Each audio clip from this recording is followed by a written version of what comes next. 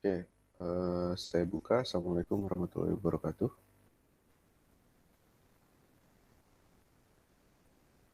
Waalaikumsalam warahmatullahi Warahmatullahi wabarakatuh. wabarakatuh. Oke, sebentar ya, ini koneksi saya unstable.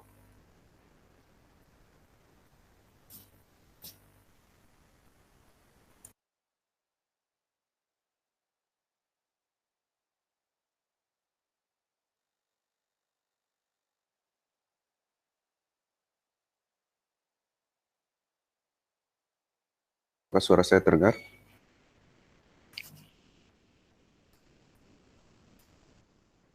Terdengar, Pak. Oke, sekarang kita melanjutkan lagi materi yang kemarin tentang ini ya, induksi matematik ya. Nah, bentar saya kayaknya belum share itu ya materi ya untuk 2 minggu ini ya. Mungkin saya coba share ini aja untuk materi untuk kemarin dan hari ini dulu ya. Setelah itu mungkin saya akan hapus terus saya share ulang yang lebih proper lah istilahnya. Saya share GCR ya.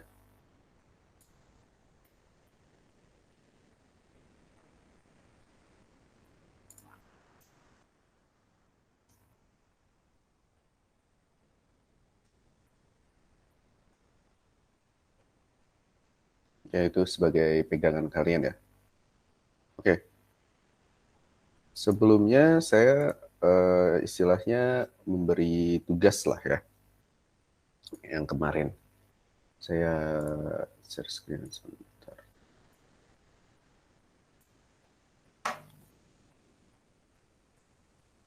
Apakah sudah terlihat di sini?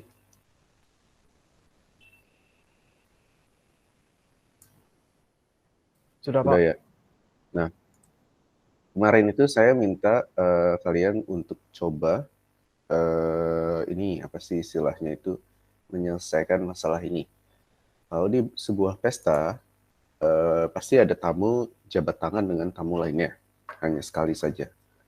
Buktikan dengan induksi matematis bahwa kalau misalkan ada n orang tamu, ya, dengan n itu ya biar pasti bilangan integer ya, gitu ya. Buktikan bahwa jabat tangan yang terjadi itu jumlahnya adalah n dikali n min 1/2. Sebelumnya udah ada yang nyoba belum?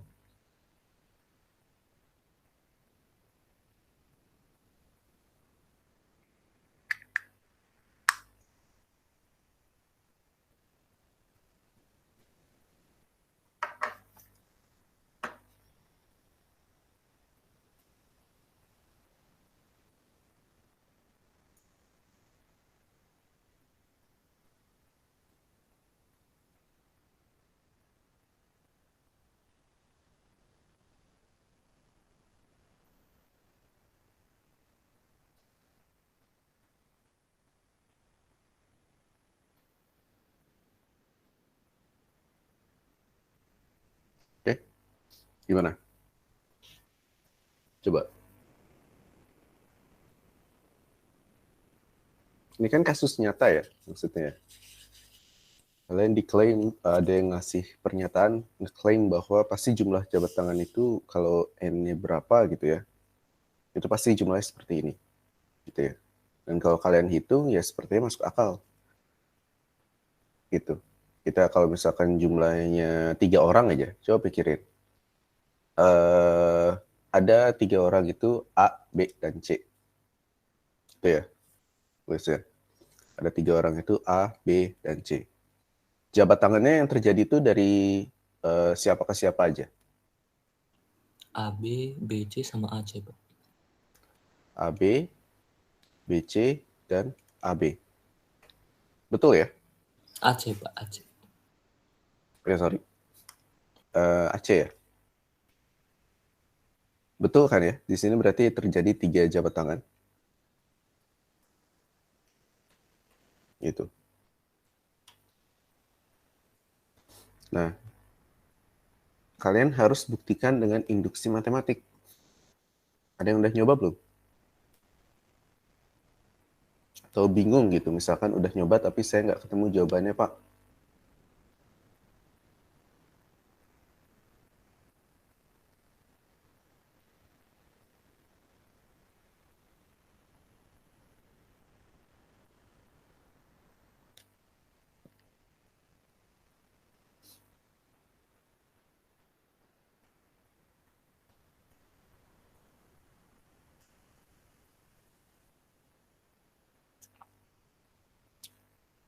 Kalau Maharani, udah pernah nyoba?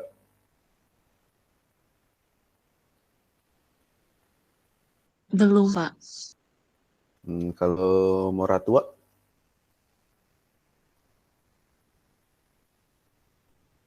Masih sedikit bingung sih, Pak. Oke. Kalau menurut kalian, dari sini aja, mungkin ada yang udah nyoba, ada yang belum nyoba, kira-kira kesulitannya di bagian mana ya?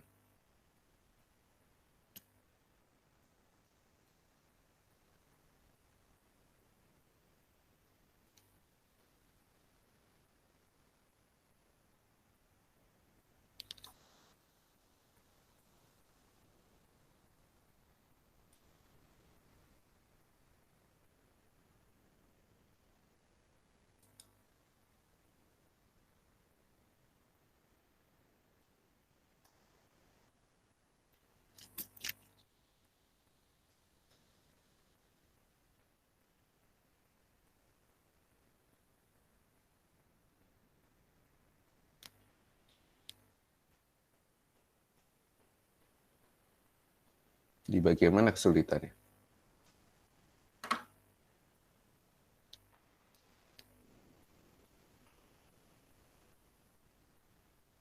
Kalau Leo udah pernah nyoba?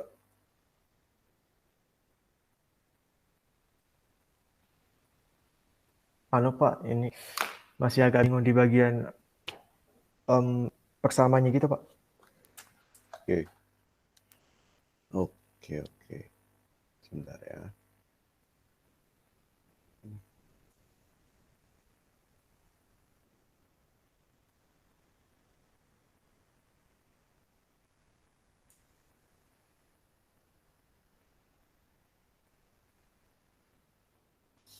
Oke. Kita coba ya, bahas ya. Misalnya. Pertama-tama, kita kemarin udah belajar tentang pembuktian dengan induksi matematik. Induksi matematik itu ada 2 jenis untuk sekarang ini. Induksi matematik sederhana dan terampat.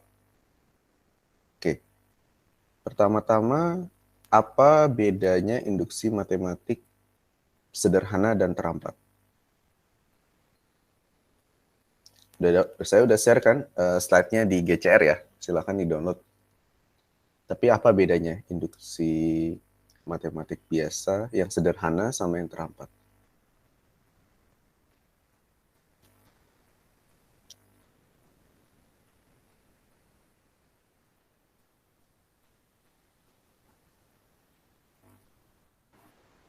Izin menjawab, Pak.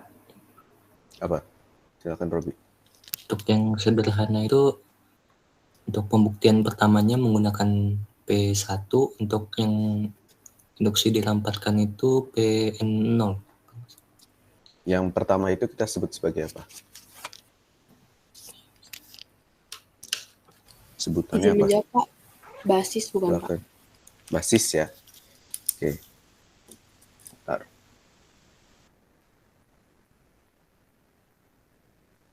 Basis ya.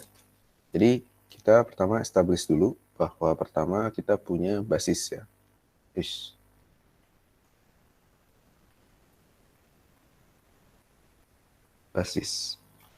Basis itu, ini kok terlalu tebal ya. Basis itu terdiri dari 2 ya. Pertama sederhana. Kalau tulisannya tebal ini kelihatan kan ya?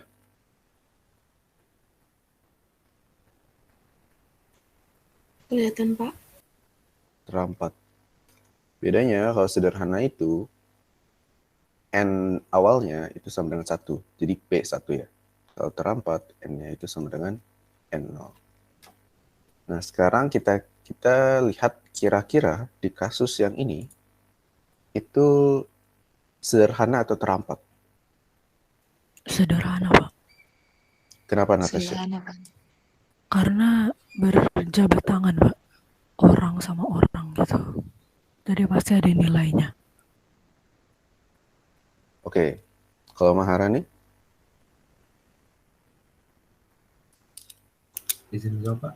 Terampat. Ya hilang Pak Maharani. Silakan Aryo. Kalau menurut saya terampat, karena kan ini awalnya yang sederhana itu pembuktiannya pakai N sebagai 1. Dan karena jabat tangan nggak bisa dong orang sendirian. Nah, betul ya. Kita harus ngelihat dari kasusnya juga. Kalau jabat tangan nggak mungkin sendirian. Kalau jabat tangan itu minimal berapa orang? 2, Pak. 2 ya. Itu ya.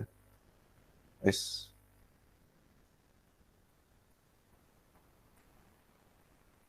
Misalnya 2. Ini 2 juga. Ya, jadi kita pakai terampat. Oke, tadi barusan Aryo sudah bilang bahwa kalau karena ini adalah kasus bisa diselesaikan dengan induksi matematik terampat, maka untuk basisnya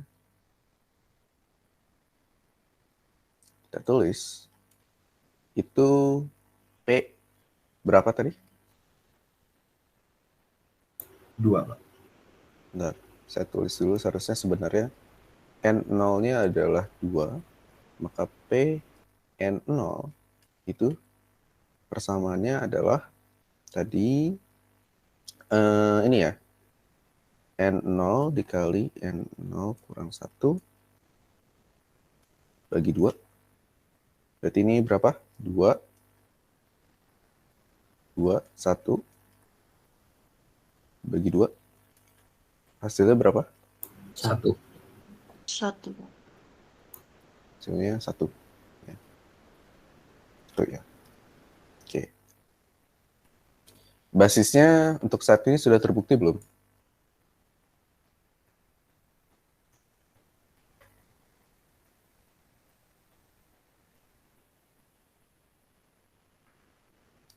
Oke. Sekarang kita mau menyelesaikan langkah induksi. Kayaknya di sini mulai kalian bingung ya. Ya, pertama-tama langkah induksi itu apa sebutannya? Apa aturannya kalau langkah induksi?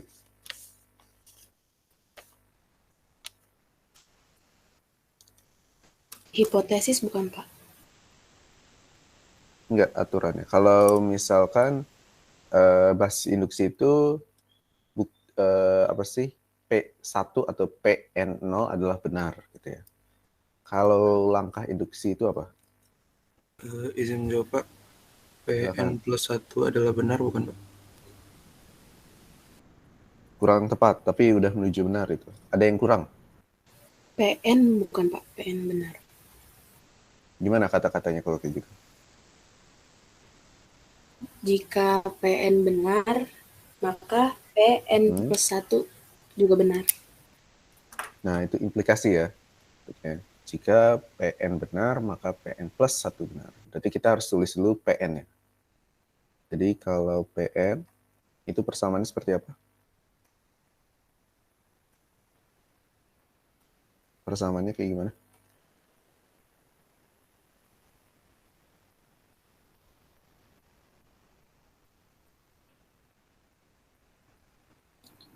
P dalam kurung N plus 1. N, ya ini ya gimana? Jadi saya bingung sendiri. Ya PN ya emang P dalam kurung N, bukan N plus 1 ya. Persamaan PN. Saya nanya. N dikali N dikurang 1/2. N itu dibagi 2. Nah ini kita tulis sebagai hipotesis. Kita asumsikan bahwa ini adalah benar. Oke. Lalu,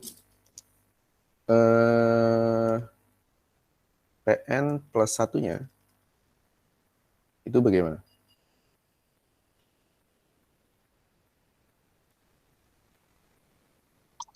N plus 1 dikali N plus 1 dikurang 1/2, Pak.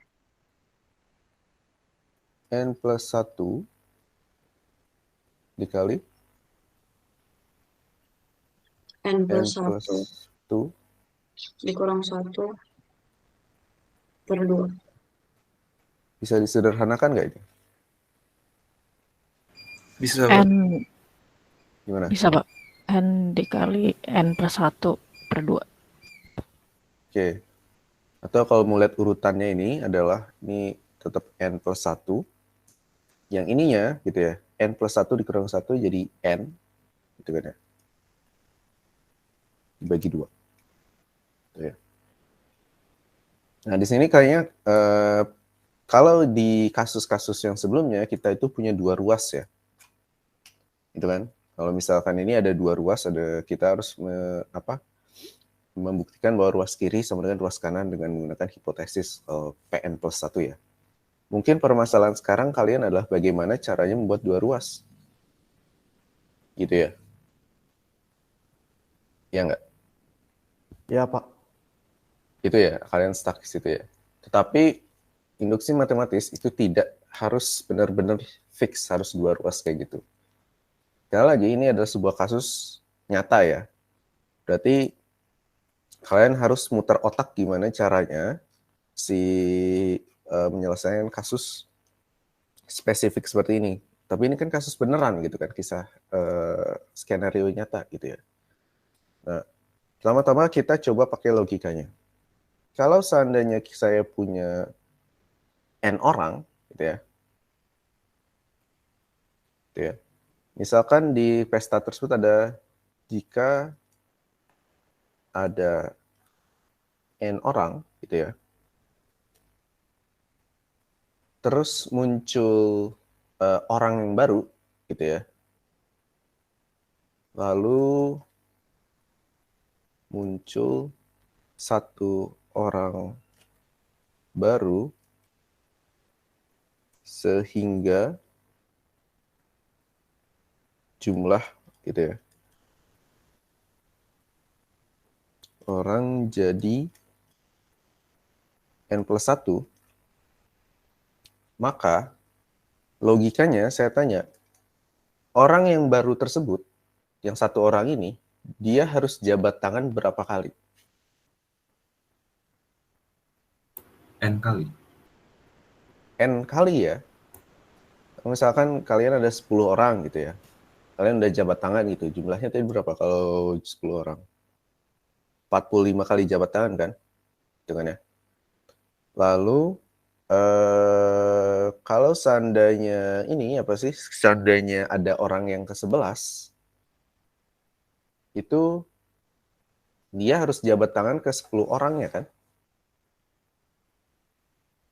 Iya nggak?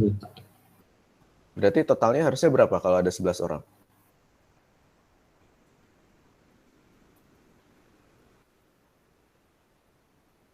Total jabat tangannya berapa kalau 11 orang? 55. Coba kita cek 55, ya. Pak. N sama dengan 11.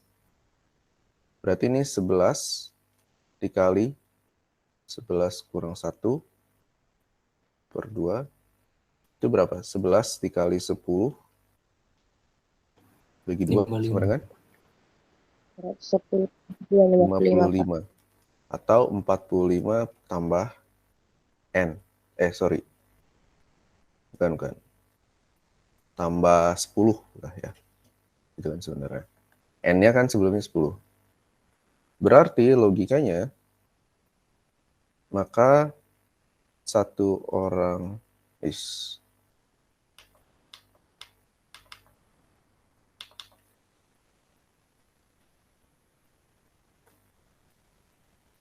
TSB harus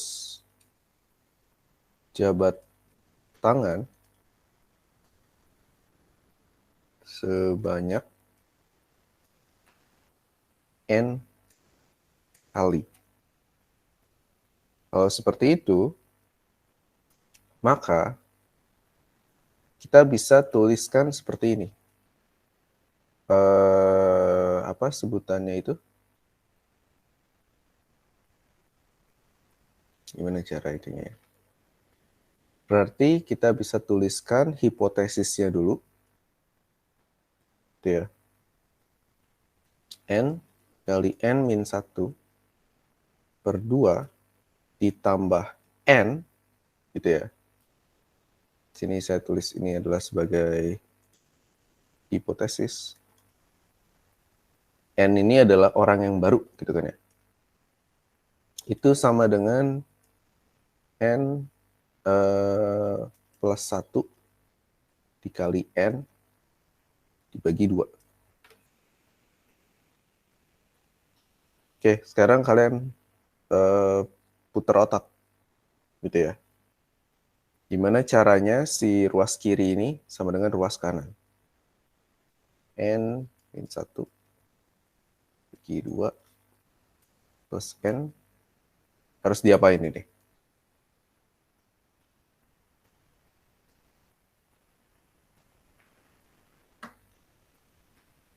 Taktik pertama kalau seandainya kita mau ini apa sih menyederhanakan istilahnya adalah kalau seandainya operasinya itu elemennya ada pecahan, maka kalian harus samakan itunya apa sih penyebutnya.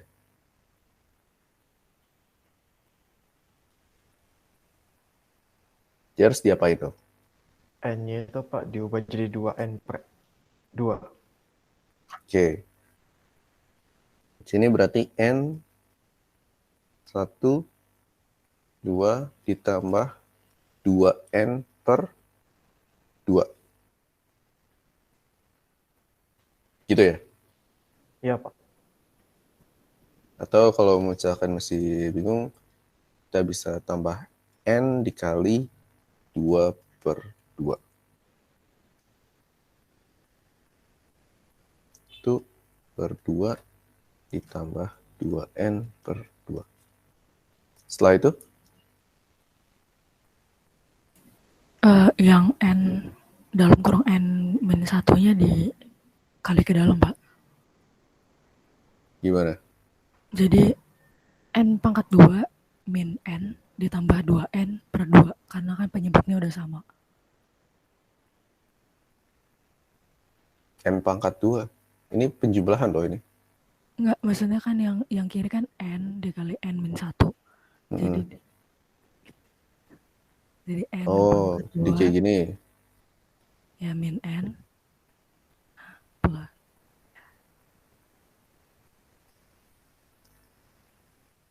Ya Pak. Terus?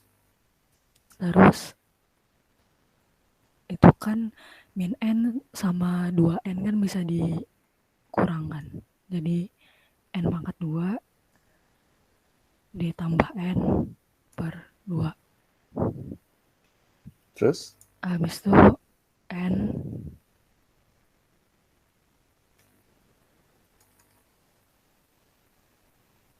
plus 1 per 2. Kok nggak sama? Sama? Ini sama ini?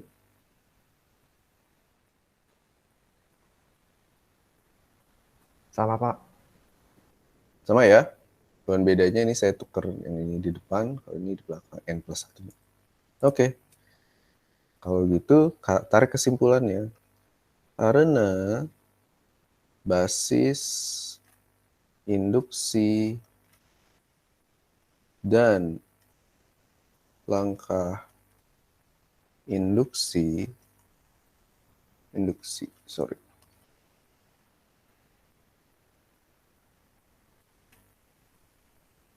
terbukti benar, maka untuk jumlah jabat tangan dengan N orang, dalam artian N-nya itu lebih besar sama dengan 2, gitu kan ya, adalah N dikali N min 1 bagi 2. Sampai sini apakah ada pertanyaan?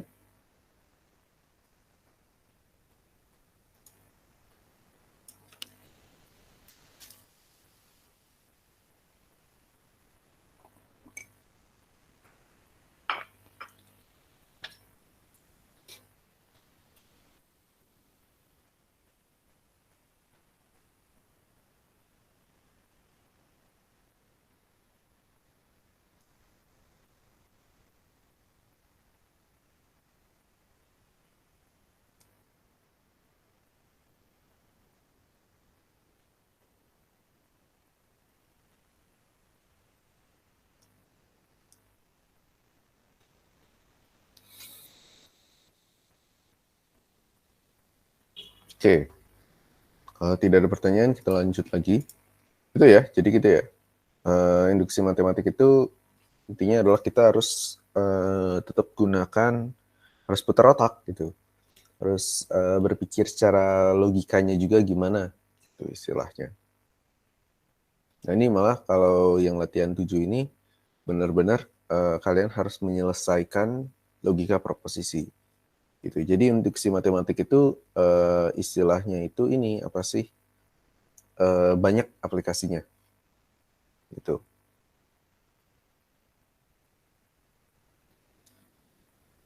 Oke. Ini latihan 3 ya. Saya pernah kerjain tapi saya lupa jawabannya. Ini tapi ini relevan ya. Misalkan ada ATM, dia menyediakan pecahannya uang 20.000 dan 50.000. Kelipatan uang berapakah yang dapat dikeluarkan oleh ATM tersebut? Buktikan jawaban Anda dengan induksi matematik.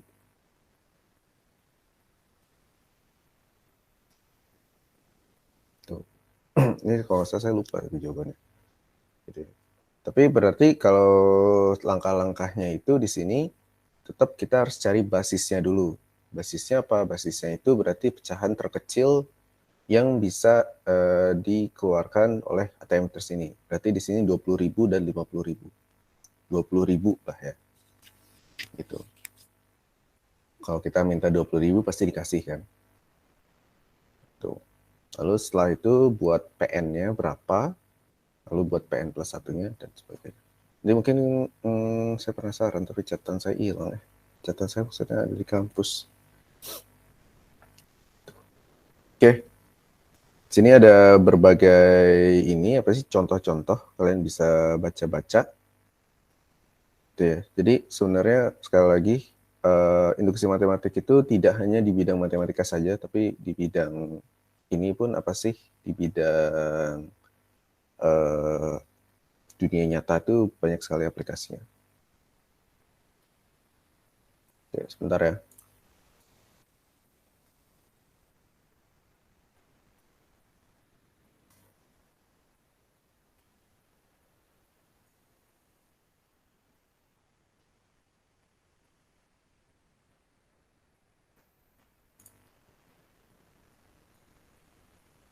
Oke, kita lanjut dulu ya ke induksi matematik yang selanjutnya adalah prinsip induksi kuat. Nah, sebelumnya kita itu kalau seandainya menyelesaikan induksi matematik itu kita menggunakan hipotesis. Dan hipotesis itu biasanya cuma satu aja.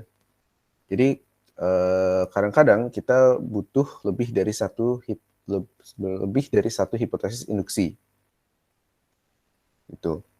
Kalau seandainya kita memang butuh gitu ya, itu kita sebut sebagai prinsip induksi kuat atau strongly induction principle. Misalkan di sini PN adalah pernyataan perihal bilangan bulat, gitu ya. Lalu kita ingin menyatakan PN benar untuk setiap n di mana n lebih besar sama dengan n0.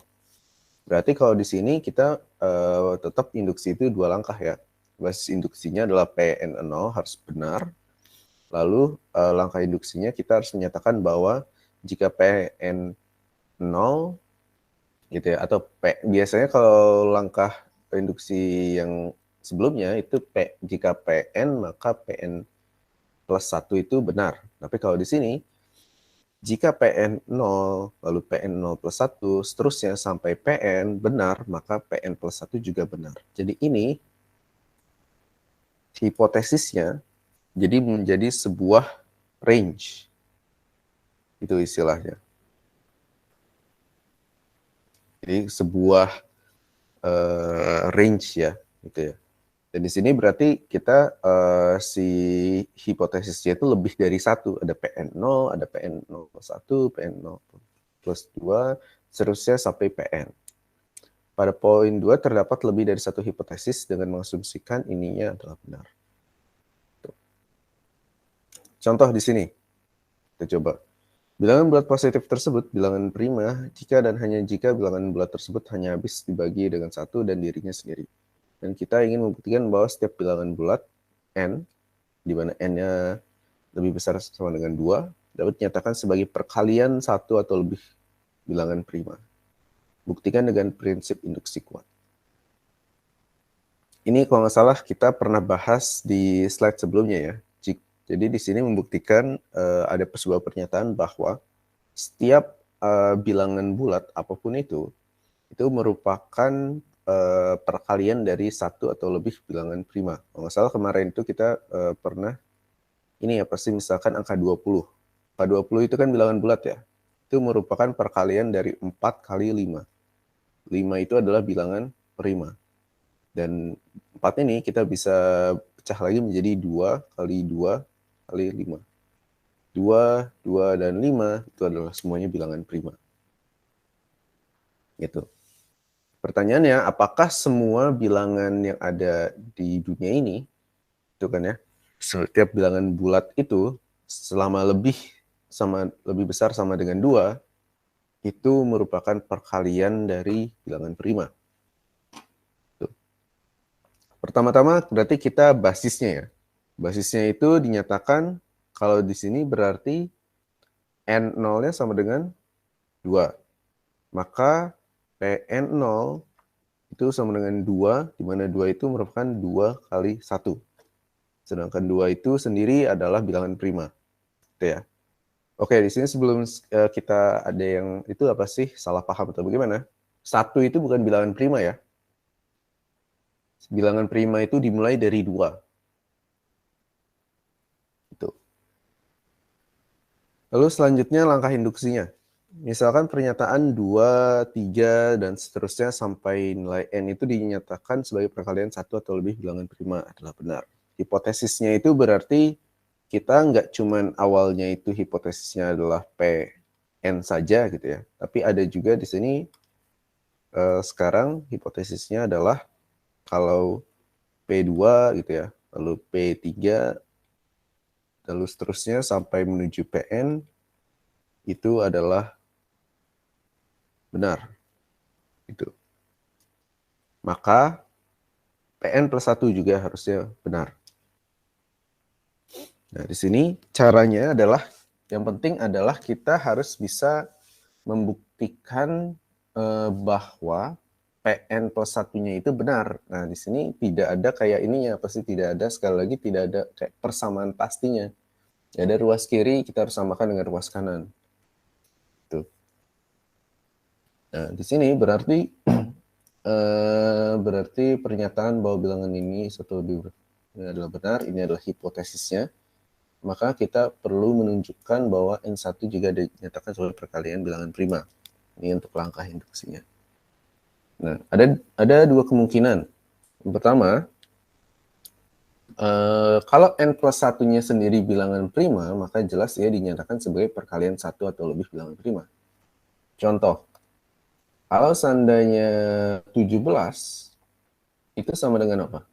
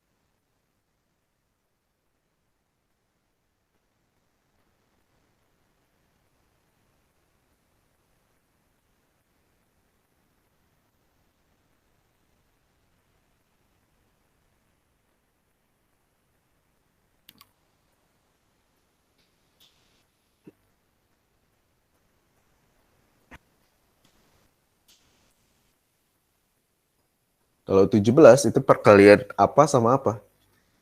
1 kali 17, Pak. 1 kali 17. Karena 17 itu bilangan apa, Baby? Bilangan prima, Pak. Karena kok tambah sih? 1 kali 17. Karena si 17 itu sendiri adalah bilangan prima. Ya. Jadi kalau seandainya n plus satunya itu adalah bilangan prima, ya pasti ada gitu ya. Dapat dinyatakan sebagai perkalian satu atau lebih bilangan prima. Tapi kalau bukan bilangan prima, artinya di sini kalau bukan bilangan prima, maka ada sebuah bilangan bulat positif A yang membagi n plus 1 tanpa sisa. Dengan kata lain, n plus 1 bagi A itu sama dengan B, atau n plus 1 sama dengan A kali B. Misal, 20 ya. Oke, kita balik lagi ke 20. 20 itu bukan bilangan prima. Dan tadi kita sudah tahu bahwa 20 itu ada perkalian yang ada bilangan primanya, yaitu adalah 5. Gitu kan ya. Berarti 20 itu dibagi sebuah nilai A, gitu kan ya. Itu sama dengan B. Bilangan bulat positif A yang membagi habis n plus 1 tanpa sisa. Apa aja bilangan bulat positif A yang mungkin? 2, Pak. Pertama, kalau paling besar ada 20 itu sendiri. Benar kan ya? Kalau 20 dibagi 20, hasilnya B-nya jadi apa? 1. Gitu kan ya? Terus apa lagi? 10. 10. Apa lagi?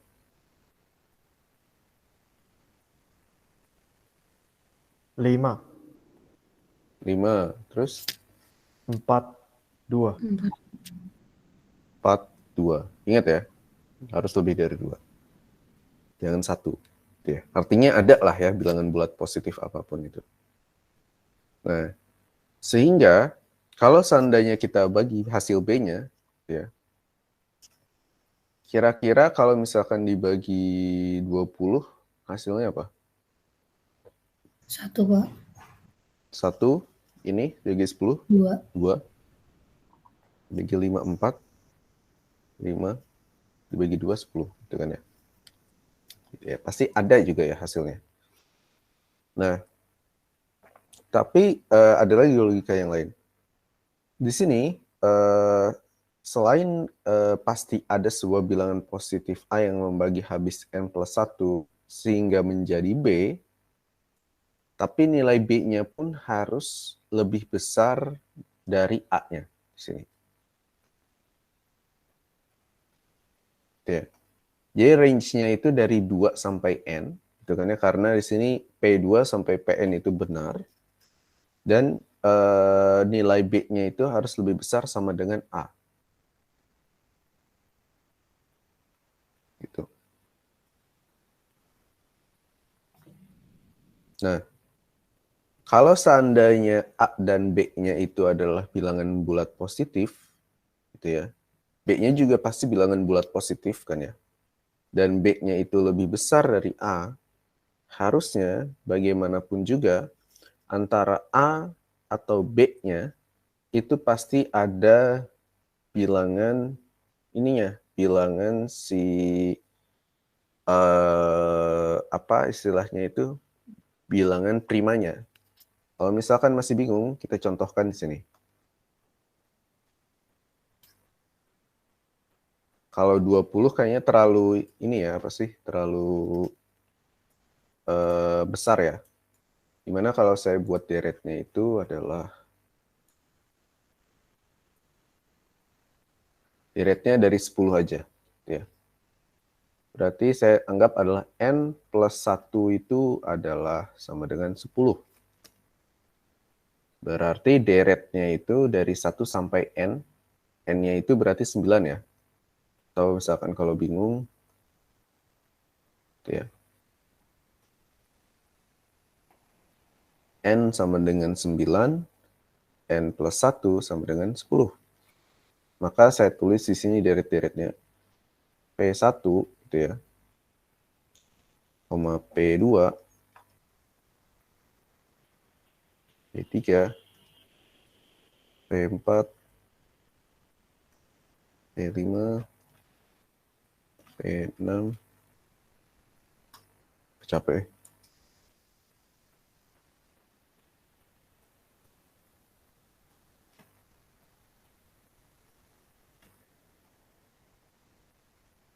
P10. Kayak gini ya.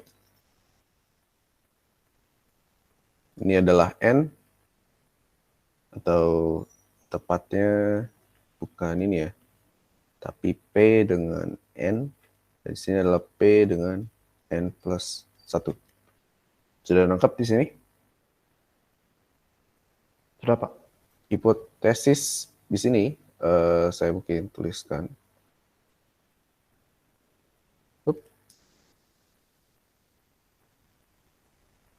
Dari P1 sampai Pn, lupa saya. P1 nggak ada ya. Itu ya. Ini salah. Mulai dari P2. Itu ya. Adalah hipotesis. Itu ya. P10. Saya tulis di bawahnya di sini. P10.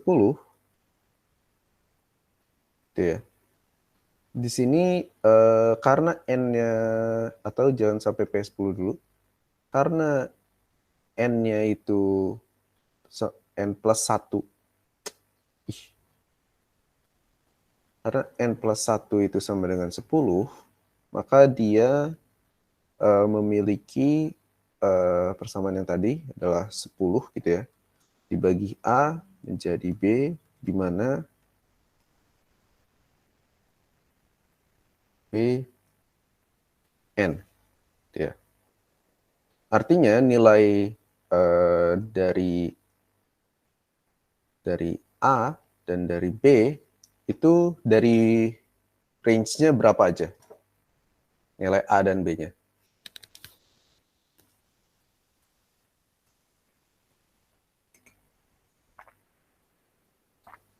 Range-nya 1, Pak. Dari mana sampai berapa? Itu kemungkinannya 2 sampai 5. Enggak. Range-nya nilai A yang mungkin itu berada di antara 2 sampai N. Artinya, untuk memenuhi persamaan ini 10 per A sama dengan B, A dan B-nya itu berarti ada kemungkinan dari nilai dari angka 2 sampai angka 9. Betul nggak? Oh iya, Pak. Betul, Pak. Anggap aja kita nggak tahu gitu ya istilahnya. Nah, kalau gitu, kira-kira nilai apa yang dalam artian di sini bisa memenuhi A dan B, dalam artian B-nya itu harus lebih besar sama dengan A. Kira-kira A-nya apa? B-nya apa? 2 bukan, Pak. A-nya. A, 2. Kalau A-nya 2, B-nya berapa? 5, Pak. 5. Ada lagi nggak?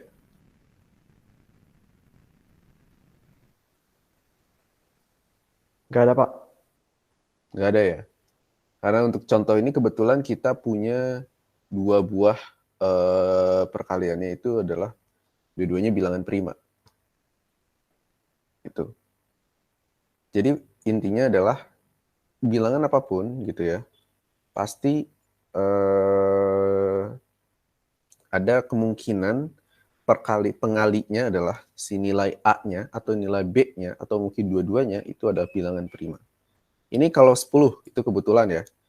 Kalau kita misalkan 20, kalau seandainya saya tulis di sini, ini apa sih contoh lain ya?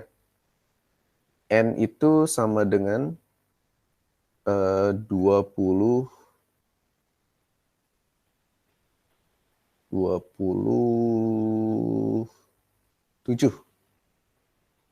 N plus satunya sama dengan 28. Berarti kalau kayak gini, 28 dibagi A sama dengan B. Di mana si nilai 2 gitu kan ya. A itu pasti lebih besar sama dengan 2. B itu lebih besar sama dengan B. B itu lebih besar sama dengan A. Lalu N itu lebih besar sama dengan B. Di dalam artian ini adalah 27. Di antara range 2 sampai 27 pasti banyak bilangan prima kan? Apa aja coba di antara range 2 sampai 27? Ada 2, ada 5, ada 2, 3, 5, habis itu 7. 9 termasuk? Enggak, Pak. Enggak, karena bisa dibagi 3. Oke. Tadi baru sampai 7, terus berapa lagi? 11. 11, Pak. 11, habis itu? 13, Pak. 13, habis itu? 17. 17. Habis 17?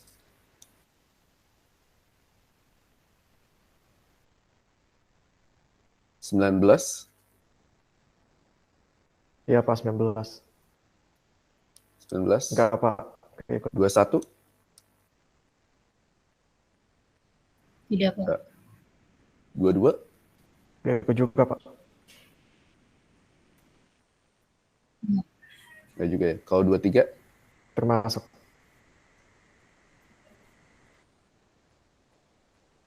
Oke. 25? Tidak, Pak. Udah ya. Kalau 27? Iya juga, Pak. Berarti tadi ada banyak ya intinya. Sampai 23 lah ya. Pada dasarnya kalau bilangan prima itu, kalau rule of thumb-nya itu, pertama, genap itu nggak mungkin bilangan prima kecuali 2. Ya. Semua bilangan genap di atas 2, lebih besar dari 2, itu pasti bukan bilangan prima. Kalau ganjil, itu belum tentu bilangan prima juga. Kayak tadi kan, 9 itu bukan bilangan prima walaupun ganjil. 15 bukan bilangan prima. 21 bukan bilangan prima. 25 juga bukan.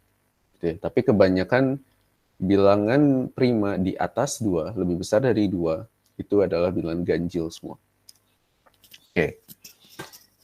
Kira-kira kalau kayak gitu, di sini nilai A-nya berapa? Ingat ya, A-nya harus kurang sama dengan B.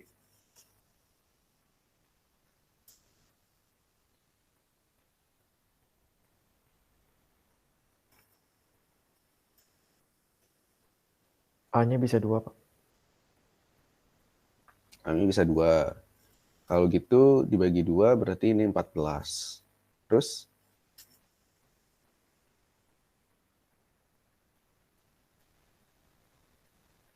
Dibagi 4 bisa? Bisa, Pak. Dibagi 4. Hasilnya 7. 7. Terus? Dibagi 5 nggak bisa, dibagi 6 nggak bisa ya. Dibagi berapa lagi? 7 bisa. Hasilnya 4 di sini ya. Tapi kan di sini syaratnya B-nya itu harus lebih besar sama dengan A. Gitu ya. Artinya 7 itu tidak boleh. Dari sini pun kita tahu, kita bisa melihat mana yang bilangan prima. Kalau seandainya A-nya adalah 2, berarti 2 kali 14, itu berarti 2-nya adalah bilangan prima. Kalau misalkan A kali B adalah 4 kali 7, maka 7 adalah bilangan prima.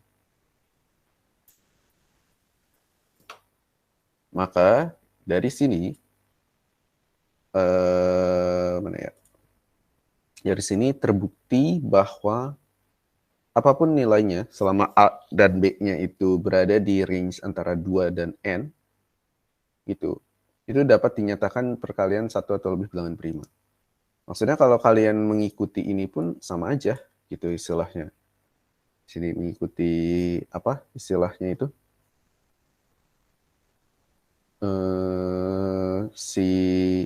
Ini kan 2, misalkan ini ya, 2P 28 gitu ya.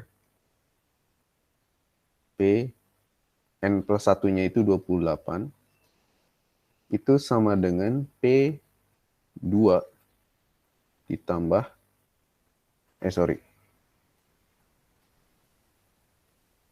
P2 dikali P14. Sedangkan P2 sendiri sudah terbukti ada bilangan primanya.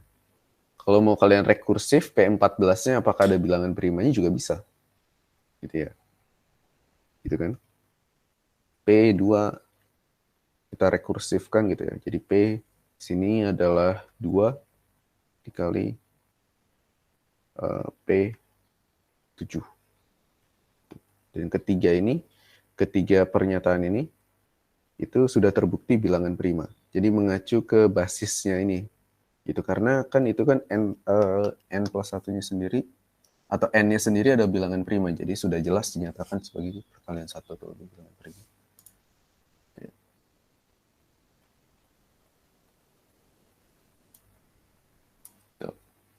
Kalau begitu, karena sudah terbukti, maka N plus 1 jelas dapat dinyatakan sebagai perkalian bilangan prima karena N plus 1 sama A kali B. Dan di sini kita bisa membuat hipotesis lebih dari 1. Itu yang di sini ya.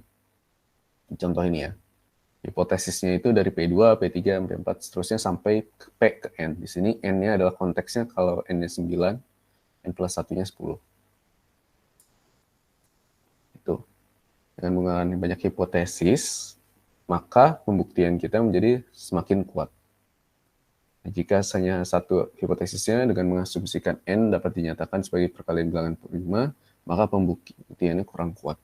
Karena di konteks yang kasus ini, jumlah angka-angka yang bisa dibuktikan bahwa itu adalah perkalian bilangan prima, kalau kalian misalkan basisnya cuma 1 aja gitu ya, atau bukan, kalau kalian hipotesisnya cuma 1 aja, misalkan PN, gitu istilahnya, nah itu nggak akan kuat, gitu istilahnya. Tapi karena sekarang hipotesis kalian ini adalah sebuah range, bukan cuma PN saja, tapi dari P2 sampai ke N, itu akan menjadikan pembuktian kalian semakin kuat. Gitu.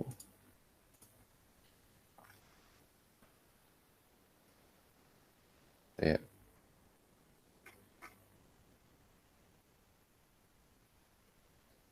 Oke. Nah, ini ada contoh lagi yang lain.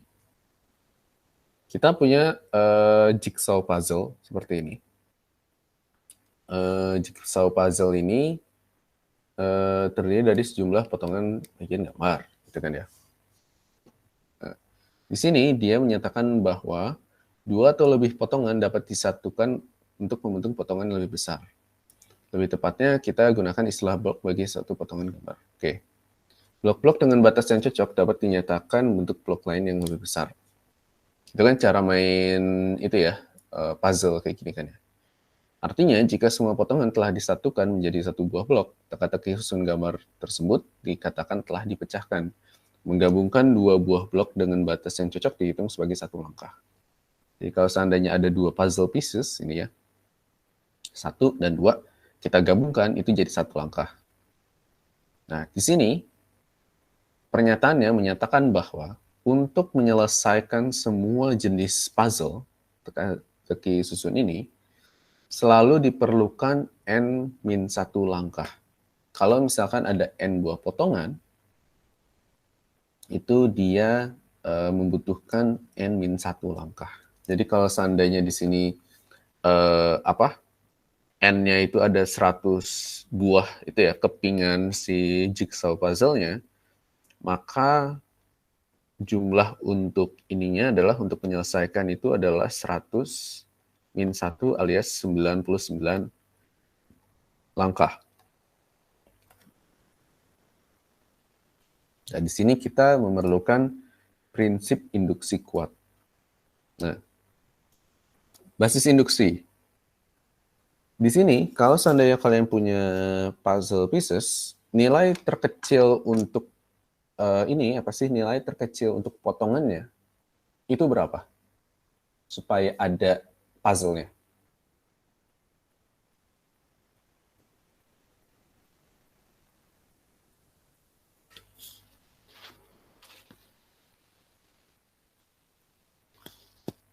jumlah terkecil untuk sebuah jumlah kepingan tersedikit supaya bisa dianggap menjadi jigsaw puzzle itu berapa buah? 1, Pak. 1 biji aja kan? Iya, Pak. Gitu kan ya. Nah, kalau seandainya 1 buah gitu ya. Jadi di sini kita bisa tulis N0-nya adalah 1. Gitu ya. Maka 0 itu sama dengan 1 kurang 1 ya sama dengan 0. Gitu ya. Karena nggak ada langkahnya gitu ya, sudah terpecahkan. Tuh. Nah, sekarang langkah induksinya. Berarti di sini kita membuat hipotesisnya dulu. Kalau misalkan hipotesis induksi kuat itu berarti banyak. Itu yang harus ditekankan. Di sini kita punya misalkan N buah potongan. N itu berarti dari 1 sampai K. Gitu ya. Diperlukan sejumlah N-1 langkah untuk memecahkan teka-teki itu adalah benar. Kita harus membuktikan bahwa N+1 potongan memerlukan N langkah. Betul nggak? Di sini logikanya kalau seandainya Pn itu sama dengan N-1. Tapi kalau Pn+1 itu membutuhkan N langkah. Oke. Berarti hipotesis kita sebenarnya adalah dari jumlahnya itu apa sih? Jumlahnya adalah 1 sampai ini apa sih? 1 sampai PN gitu istilahnya. Jadi saya tulis sini hipotesis. Hipotesis itu berarti dari P1 lalu P2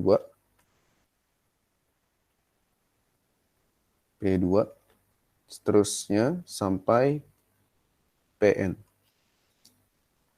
Oke. Caranya gimana? Berarti sama kayak kasus yang tadi. Kalau kasus yang tadi itu istilahnya ini ya, apa sih? Kasus yang tadi itu sebenarnya untuk bisa membuktikan PN+1 kita menggunakan hipotesis kita, yaitu maksudnya banyak gitu pilihan kita yang bisa dipakai. Tidak hanya P dari PN-nya saja gitu. Kalau hipotesis, kalau induksi sederhana atau terampat itu kan pasti elemennya N ya. Sedangkan kalau induksi kuat itu dia bisa dari PN0 sampai PN gitu. Jadi banyak pilihannya. Di kasus ini kalau yang bilangan prima si P10 ini solusinya tidak menggunakan PN tetapi menggunakan P2 dan P5. Berarti kalau di sini kasus ini juga logikanya sama. PN+1 itu pasti menggunakan solusinya itu atau pembuktian itu menggunakan dari P1 sampai PN, bukan tidak hanya PN saja. Nah, kalau di sini kalau seandainya kita punya N+1 itu potongan, lalu logikanya kita bisa bagi 2 nggak? Gitu. Misalkan tadi gini, misalkan ganjil dulu aja lah ya. Kita punya 100 buah keping. Lalu N+1-nya itu berarti otomatis 101 kan? Ya kan? Di sini bagilah N1 potongan menjadi 2 buah blok, blok 1 dengan N1 potongan dan 1 lagi dengan N2 potongan. Di mana N1 plus N2 sama dengan N+1. Jadi kalau di sini saya bisa bagi menjadi N1 dan N2 potongan. Jadi saya bisa tulis di sini N1-nya mungkin saya tulis adalah 50. N2-nya saya tulis 51. Oke?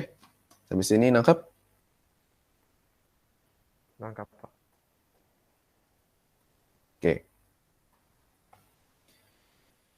mungkin kalian udah mulai ini apa sih, kayak berpikir secara rekursif di sini, gitu ya. Nah, untuk langkah terakhir memecahkan kaki ini, dua buah blok disatukan sehingga membentuk satu blok besar. Jadi dari N1 plus N2 itu membentuk N plus 1.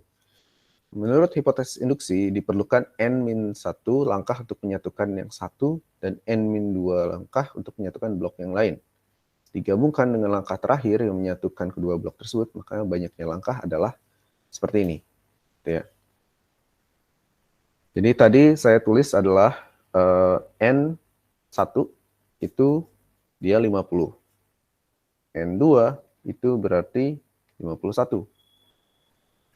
Kalau saya tulis di sini, P N1 itu adalah 49. 50 kurang 1. Sedangkan P N2 itu adalah 50. Ya.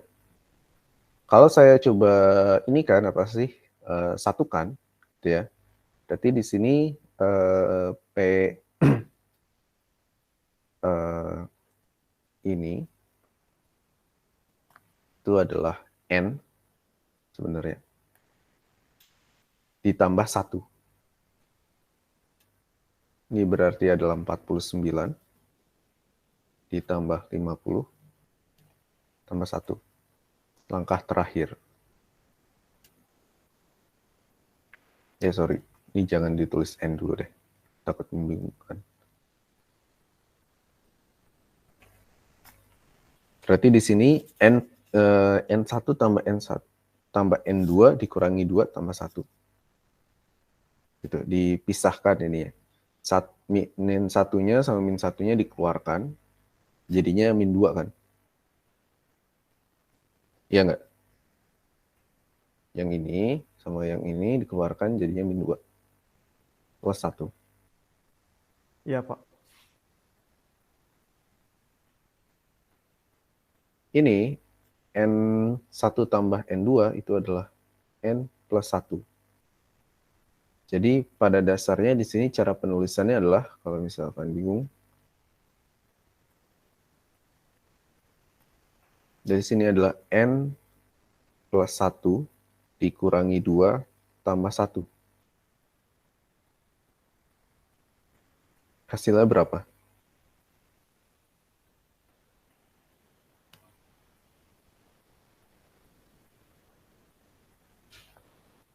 Satu dikurangi 2 berarti? Atau 1 tambah 1 jadinya?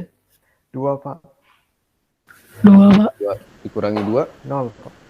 0, Pak. Oh, hasilnya 0. Hasilnya tadi perjumlahan angka ini adalah 0, maka hasilnya jadi N plus 0 alias N. Gitu.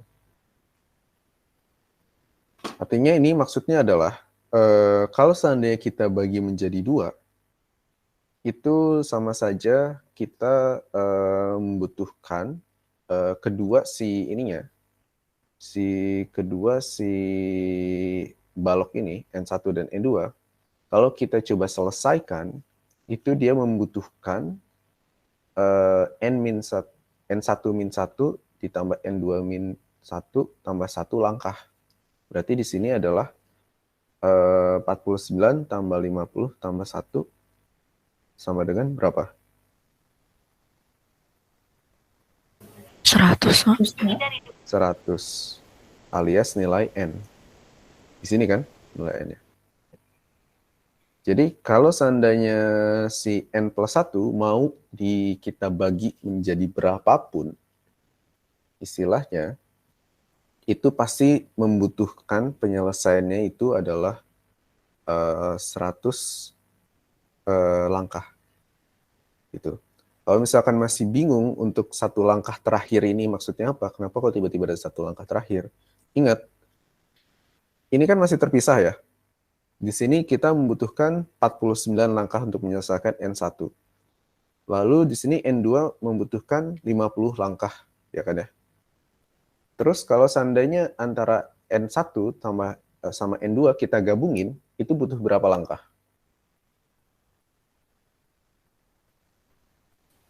99 langkah. Taruh, coba saya balik ini lagi ya. Saya punya dua puzzle N1 dan N2.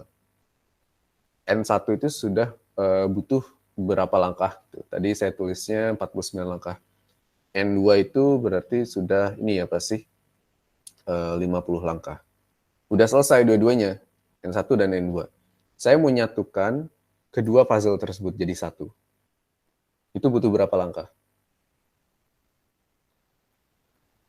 100, Pak. Satu puzzle sama satu puzzle saya gabungkan itu butuh berapa langkah? 1. Satu. Ya kan? Puzzle ini saya gabungin sama puzzle ini, saya satuin gitu jadi satu. Itu kan butuh satu langkah. Betul nggak? Jadi di sini adalah logikanya adalah saya menyelesaikan puzzle satu dulu, itu butuh berapa langkah, puzzle 2 butuh berapa langkah, ditambah satu langkah terakhir itu adalah untuk menyatukan kedua puzzle tersebut. Dan hasilnya totalnya di sini 49 tambah 50 tambah 1, 100 sama dengan jumlah N. Itu. Dan ternyata dari sini pun, dari persamaan ini, kalian mau ngisi N-nya berapa, N plus 1-nya juga berapa, tetap hasilnya pasti seperti ini. Itu aja, coba kalian mau taruh N-nya berapa. Pasti mengikuti jumlah langkahnya pasti seperti ini. Nah, seperti biasa, karena si langkah satunya, yaitu adalah basisnya sudah dipenuhi, dan langkah induksinya sudah dipenuhi juga, diperlihatkan benar, maka terbukti bahwa suatu teka-teki susun gambar dengan N potongan selalu memerlukan N plus 1 langkah untuk memecahkan teka-teki tersebut. Oke, sampai sini apakah ada pertanyaan?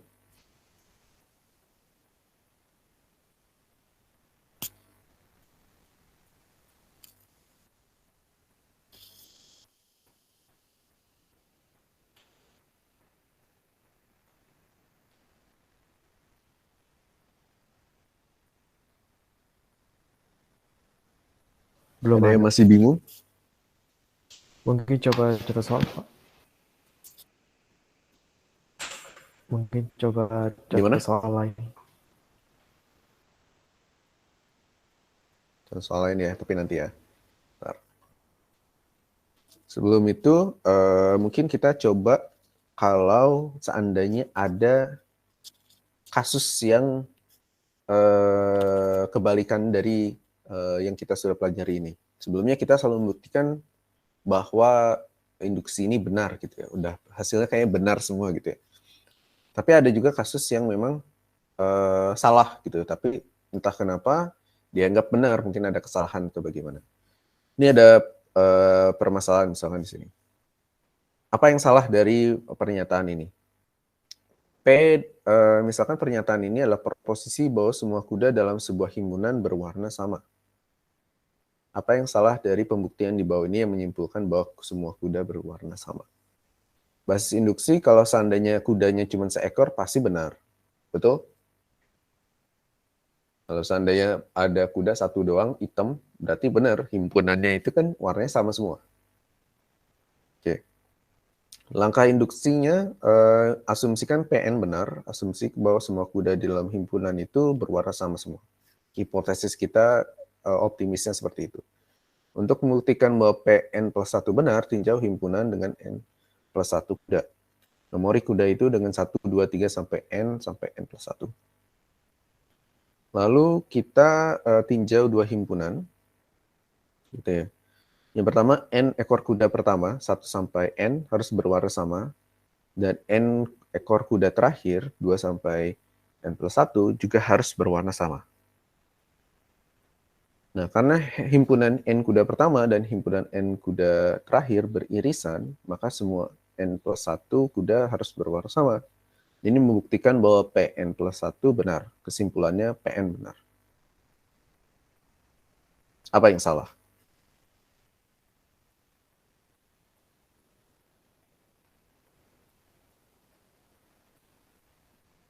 Pertama-tama logikanya mungkin nggak Kalau misalkan ada sebuah himpunan kuda, maksudnya kalian punya kandang, isinya kalian kuda, isi aja kuda sebanyak N gitu ya, terserah berapa, warna kudanya pasti sama.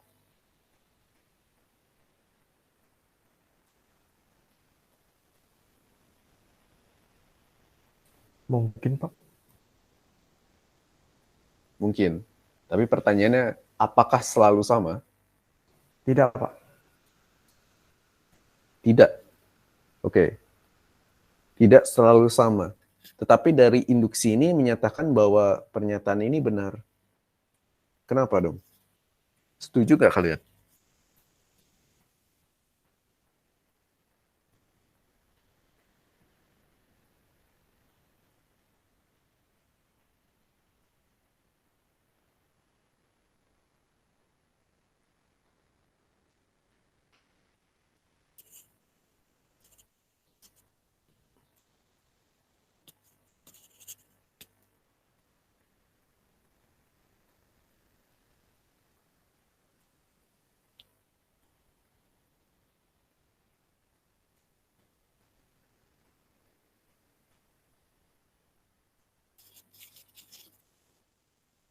Setuju gak?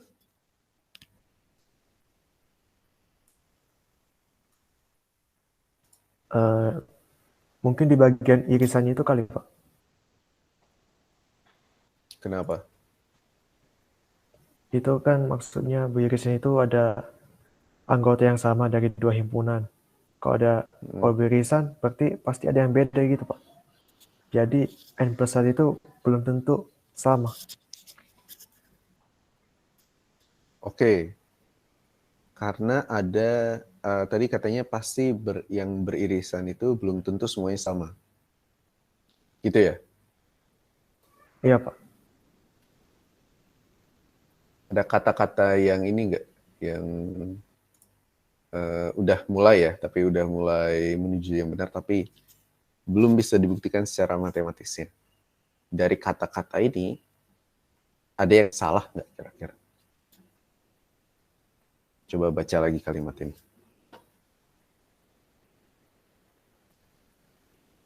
Ada yang menurut kalian kayak ganjal nggak?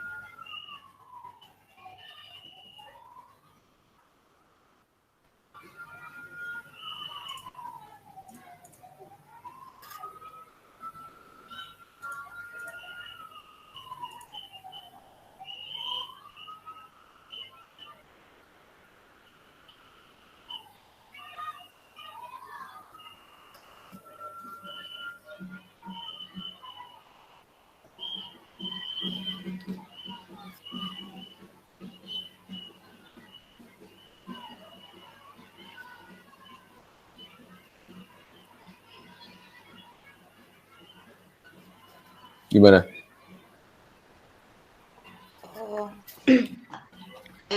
Ekor kuda yang pertama sama ekor kuda yang terakhir nggak semuanya beririsan, Pak, karena ada 1 sama 2. Gimana? 1 sama 2, maksudnya gimana itu? Kalau kita buat diagram Venn-nya, di sini karena himpunan N kuda pertama dan himpunan N kuda terakhir beririsan, maka semua N1 kuda harus berwarna sama. Gitu. Berarti kalau gitu diagram Venn-nya kalau saya gambarkan bagaimana? Di sini katanya beririsan.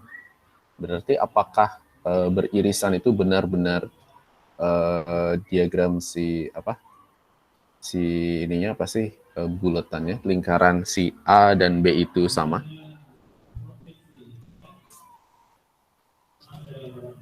Apa di luar? Kedengeran suara saya? Kalau warnanya sama semua berarti tumpukan semua himpunannya, Pak. Nah, ada yang salah nggak dari Kalau kalimat kayak gitu ini? berarti nggak bisa beririsan.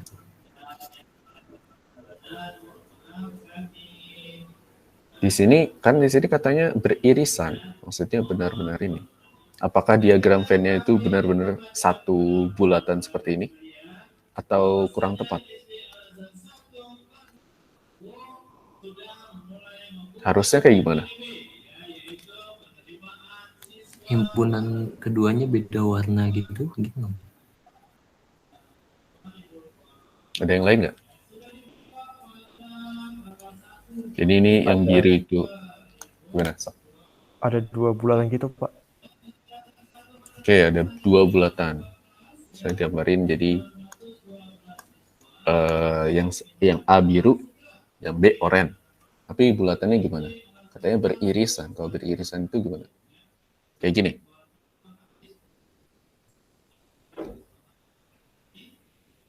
Iya, Pak. Oke, ini B. Di sini katanya beririsan. Apa saja yang beririsan ya? 2 sampai 2 sampai N. 2 sampai N. Saya tulis di sini yang beririsan hitam ya. Ini adalah 2, 3 sampai N. Apakah semuanya beririsan?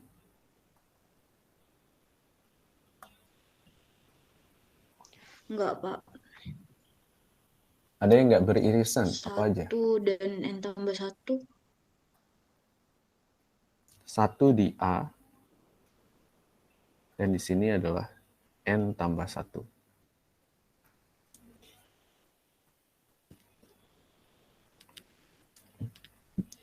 Berarti ada yang salah ya di sini ya? Betul nggak?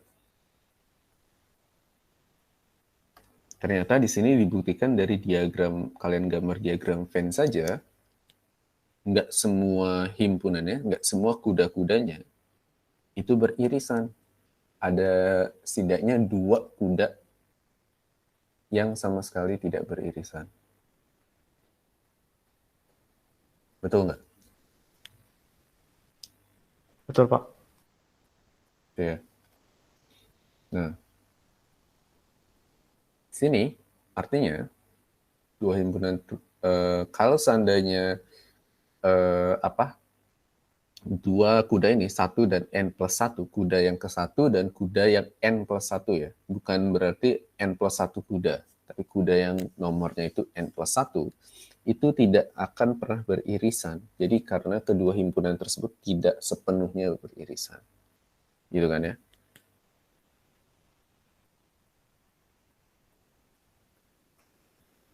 Himpunan pertama berisi kuda bernomor 1, himpunan kedua berisi kuda bernomor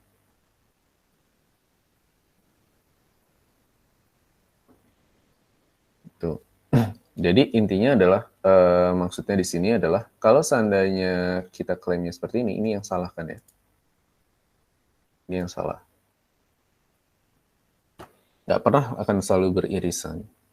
Jadi artinya kalau misalkan kita ada 2 himpunan tersebut, itu artinya setidaknya kalau kalian punya N plus 1 kuda, setidaknya ada 2 buah kuda yang berwarna berbeda.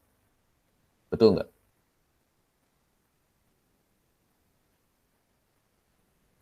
Yang beririsan itu kan dalam asumsinya kan warnanya sama semua kan? Iya kan? Iya, Pak. Kalau kita pakai diagram Venn ini, setidaknya ada 3 warna, gitu ya. Base case-nya ada 3 warna. Warna yang pertama yang sama semua, lalu warna yang ada di himpunan A, dan ada warna yang di himpunan B.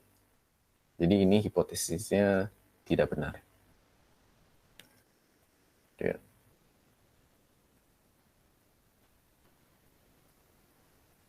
Di sini juga sama. Kalau seandainya N-nya itu adalah hanya dibentuk oleh dua, ini argumen yang lain. Kalau seandainya N-nya itu dibentuk hanya oleh dua kuda saja, itu artinya tidak pernah beririsan juga.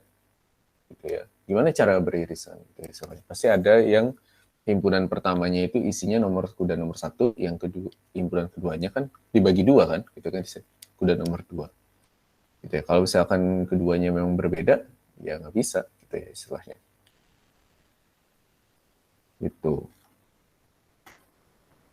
Nah, jadi kalau induksi itu di sini aplikasinya kalian sebagai mahasiswa informatika, ini kalian harus bisa membuktikan bahwa looping itu benar gitu. Misalkan di sini ada sebuah fungsi, ini menghitung A pangkat M, sederhana. Di sini kalian harus membuktikan bahwa algoritma di atas itu benar. Ya, di akhir algoritma fungsi mengembalikan nilai A. Kalau di sini ada penjelasannya, waktunya kita kayak udah beres deh ini. Jadi ini ya, di sini sebenarnya induksi itu sebenarnya sederhana. Kalau kalian perhatikan, kalian tuh cuma belajar 3 jenis materi aja. Pertama induksi sederhana, induksi dirampatkan, sama induksi kuat. Nah, tapi banyak sekali itunya apa sih? Karena induksi itu sangat benar-benar basic gitu istilahnya, sehingga banyak sekali aplikasinya dan banyak sekali contoh-contoh yang kalian bisa pelajari di sini sebenarnya. Oke. Mungkin untuk materi hari ini seperti itu saja. Saya sebenarnya masih penasaran sama yang ini, tapi tadi sebenarnya saya pengen bahas yang ini, latihan 3. Tapi waktunya kayaknya udah habis juga ya. Kurang ini apa sih? Nah, inilah apa sih kelemahan dari Matdis ini tuh, satu pertemuan cuma 1 jam 40 menit. Mungkin saya jadikan PR aja ya. Gimana? Yang penting sih gini, sebenarnya ini tuh ya sejujurnya ya ada jawabannya. Di internet pun kalian ada. Tapi saya pengen kalian ngerti gitu logika yang ininya. Dapat dari mana sih? Ini kan kenyataan yang di dunia nyata kan. Kalian pasti sering ngambil uang gitu istilahnya. Pertanyaannya sederhana. Kelipatan berapa aja sih uang yang bisa diambil? Gitu. Seandainya ya kalau logikanya gini. Kalau seandainya saya di ATM ini bisa ngeluarin 2 jenis uang, 20.000 sama 50.000. Tahu kan ada ATM yang bisa ngeluarin banyak jenis uang? Tahu nggak kira-kira? Atau baru tahu ada yang ATM kayak gini?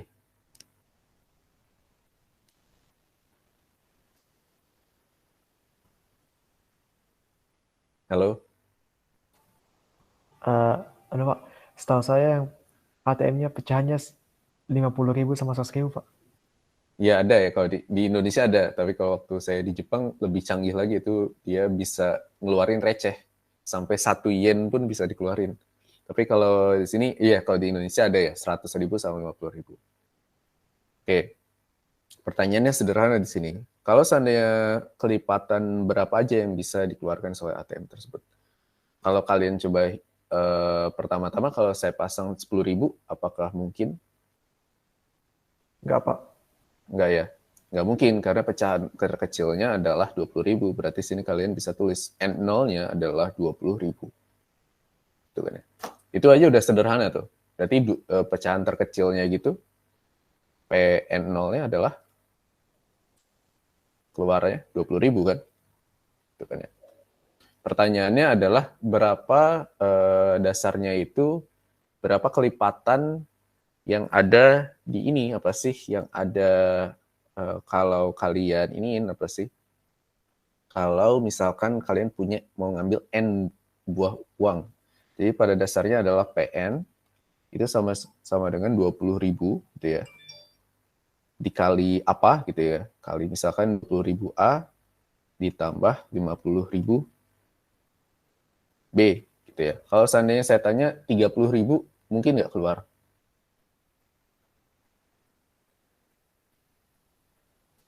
Misalkan saya ngambil 30.000, nggak mungkin keluar. Kalau 40.000,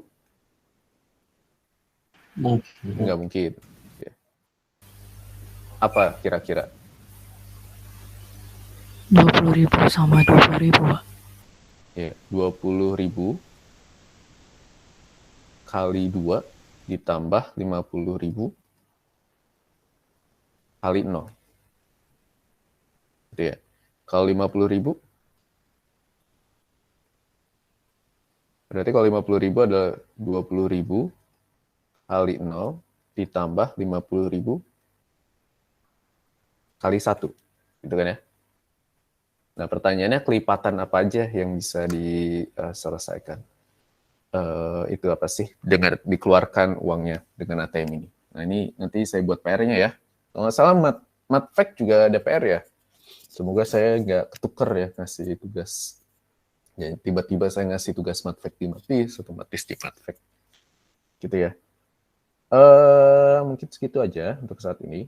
Silakan kalian bisa pelajari lagi di sini, sebenarnya banyak banget ya contoh-contoh yang ada ininya. Kita belum bahas yang ini kenapa ini salah gitu istilahnya. Atau yang induksi kuat ini kayaknya cuma 2 aja ya. Ya. Kalau di sini juga ada contoh-contoh soal yang kalian mungkin bisa selesaikan. Sekali lagi, kita nanti ketemu lagi hari Sabtu ini ya, jam 1 siang ya. Kalau jam 1 siang berarti kita mungkin selesai harusnya 4.20, bukan? Iya, Pak. Karena kita 2 sesi. Betul ya? Itu ya. Itu saya ingatkan lagi, nanti kita berarti 1. Untuk, saya harusnya tuh, seingat saya itu kita utangnya itu berapa banyak ya? Lupa saya tuh. Sekarang kita itu, kalau posisi sekarang itu adalah 19. Pertemuan 19 maksudnya. Sedangkan kita itu, kalau misalkan 2, itu 20 sama 21. Kita itu minggu berapa sih sekarang? Minggu 11 ya harusnya. Harusnya berarti kita tuh ada 1 utang lagi kalau besok itu. Ya gitulah. Dan ada kemungkinan juga minggu depan itu kayaknya ada ini sih saya. Ada kayak Monef. Jadi mungkin bisa jadi Monef itu di Kamis Jumat. Kalau seandainya Kamis bisa jadi itu kita ada hutang lagi pertemuan ini. Berarti supaya mengantisipasi istilahnya, mungkin untuk kalau hari Senin mungkin terlalu berat ya kali ini. Mungkin ada pengganti lagi di hari Selasa mungkin ya.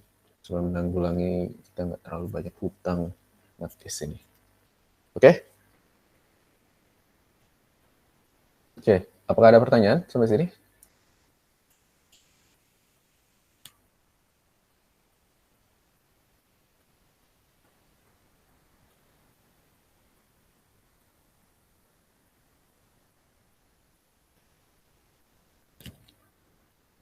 Kalau tidak ada pertanyaan, mungkin kita bisa tutup sampai 9.40 ya, karena kita mulai jam 8.